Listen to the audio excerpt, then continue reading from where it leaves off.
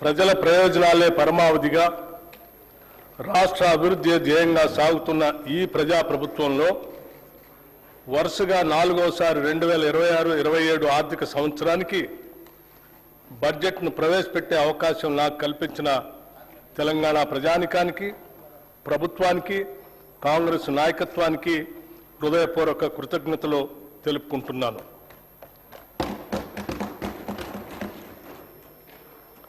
ప్రతి పౌరుడికి సామాజిక, ఆర్థిక, రాజకీయ న్యాయం అందించడమే పరిపాలన లక్ష్యం. డాక్టర్ బిఆర్ అంబేద్కర్ గారు అన్నట్లుగా డాక్టర్ బాబాసాహెబ్ అంబేద్కర్ చెప్పిన అడుగుజాడల్లోనే నడుస్తూ మా పాలన సాగిస్తున్నాం. మేం పాలకులం కాదు, ప్రజలకు సేవకులం. ప్రజలు మాకు అప్పగించిన ఈ అధికారాన్ని ఒక బాధ్యతగా భావించి ప్రజా సంక్షేమం, అభివృద్ధి ధ్యేయంగా రాష్ట్రాన్ని ప్రగతి పథంలో తీసుకుపోతున్నాం. మనల్ని మనం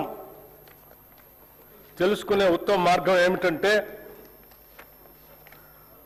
ఇతరులకు సేవ చేయటంలో మనం మర్చిపోవటం అని ఆనాడు మహాత్మా గాంధీ చెప్పిన విషయాలను గుర్తు చేసుకుంటూ ఈ 2 ఏళ్ల పాలనలో ప్రజలకు మేమిచ్చిన వాగ్దానాలను, వారు మాపై పెట్టుకున్న ఆశలను సంతృప్తికరమైన స్థాయిలో నెరవేరుస్తూ వస్తున్నాం.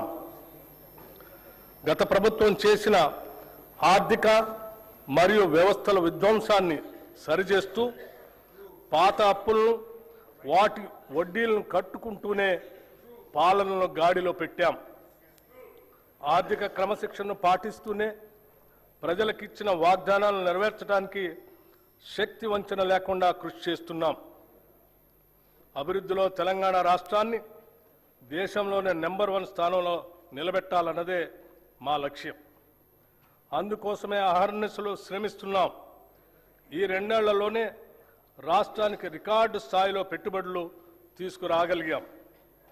ధీరోదాత్తుడు ఎన్నడూ తనకు ఎదురైన అవరోధాలకు బెదరుడు. అవరోధాలనే అవకాశాలుగా మలుచుకొని ముందుకు సాగుతాడు.